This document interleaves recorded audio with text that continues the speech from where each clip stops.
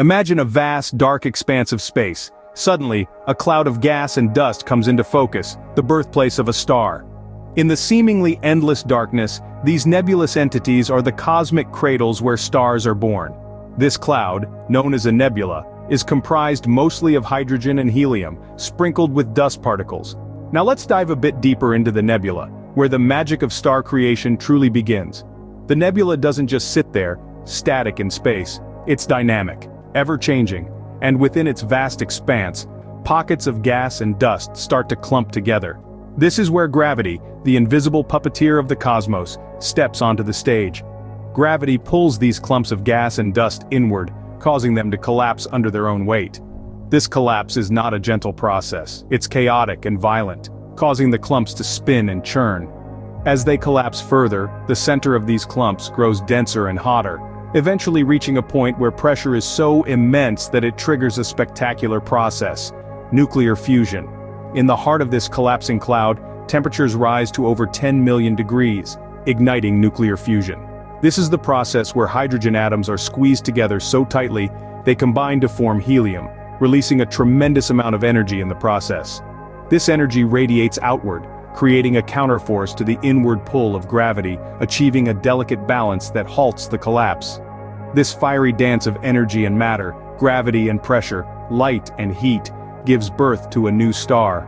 It's a process that takes millions of years, unfolding on a timescale that is almost beyond human comprehension. And yet, it's happening all around us, in every corner of the universe. Thus, through a fascinating interplay of cosmic forces, a star is born. The star will continue to shine for millions or billions of years, a beacon in the darkness, a testament to the power and majesty of the cosmos. And so, the life cycle of a star begins, a cycle as old as the universe itself. The newly formed star now enters a long period of stability known as the main sequence. Imagine a cosmic dance, a delicate balance that holds the star together. On one side you have the relentless pull of gravity, striving to compress the star into the smallest space possible. On the other, you have the star's internal pressure, created by the intense heat and light bursting from its core. This pressure pushes outward, resisting gravity's inward pull. This delicate balance between gravitational forces and radiation pressure is what keeps our star intact during the main sequence. In the heart of our star, a remarkable process is unfolding. This is where nuclear fusion comes into play. Picture countless hydrogen atoms, under immense pressure and temperature, colliding and combining to form helium. This process is not just a simple merger, it's a powerful reaction that releases an enormous amount of energy in the form of light and heat. This light and heat, radiating from the star's core, is what we see and feel as the star's glow and warmth. The main sequence is the defining stage in a star's life. It's here that the star's key characteristics, its size, mass, and brightness, are determined. A star's mass, for instance, dictates the rate at which it burns hydrogen. A star with a greater mass will burn through its supply of hydrogen faster, leading to a shorter, more luminous life. On the other hand, a star with less mass will burn its hydrogen more slowly, living a longer, less luminous life. During the main sequence, the star is like a cosmic furnace, steadily converting hydrogen into helium, radiating energy into the universe. This stage can last for billions of years, with our sun, for instance, being roughly halfway through its 10 billion year main sequence. The star now shines brightly in the sky, a beacon in the dark expanse of the cosmos. The main sequence is the star's prime time, its moment of stability and energy output. It's a crucial chapter in the epic tale of stellar evolution. The story, however, is far from over. As we'll see, the star's journey takes a dramatic turn as it exhausts its hydrogen fuel and heads towards its inevitable decline. As the star exhausts its nuclear fuel, it enters the final stages of its life. This is where the drama really unfolds, where the star's inner turmoil begins to shape its destiny.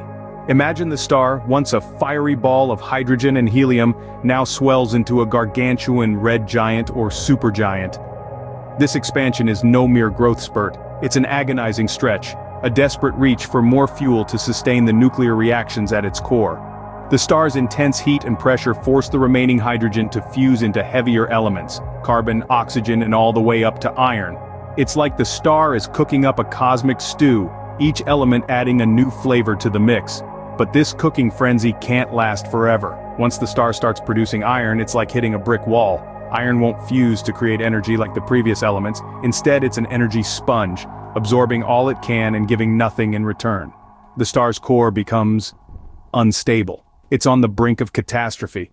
And then, in a spectacular display of cosmic fireworks, the star meets its destiny. If it's massive enough, it implodes under its own weight, then explodes in a brilliant supernova. This explosion is so bright it can outshine an entire galaxy for a brief moment. The star's outer layers are violently expelled, scattering the elements it cooked up across the cosmos. These elements become the building blocks for new stars, planets, and maybe even life. If the dying star is less massive, it won't go out with quite such a bang. Instead, it puffs up and gently sheds its outer layers, leaving behind a white dwarf. This dense stellar corpse will glow with residual heat for billions of years before fading into obscurity. For the more massive stars, their death throes leave behind a neutron star or even a black hole, objects so dense and strange they challenge our understanding of the universe. The star, once a radiant beacon, now faces an inevitable end, leaving behind a white dwarf, neutron star, or black hole. This is the death of a star, a dramatic finale to a stellar performance, a testament to the cosmic cycle of birth, death, and rebirth. But even in death, a star continues to contribute to the cycle of life in the universe. It's a cosmic recycling program of sorts. After the spectacular supernova, the star doesn't just disappear. It leaves behind a beautiful and complex remnant, like a nebula or a supernova remnant. It's a ghostly, glowing testament to the star's once vibrant existence. These remnants are far from inert. They're rich with heavy elements, the very building blocks of planets and life itself. Over time, gravity draws these elements together, forming dense clouds. And guess what? These clouds are the birthplaces of new stars, a celestial nursery, if you will. So, a star's death is not an end, but a transformation. It's a process of rebirth, a testament to the cyclical nature of our universe. In the grand tapestry of the universe, a star's life, however fleeting in cosmic terms, leaves a profound and lasting legacy.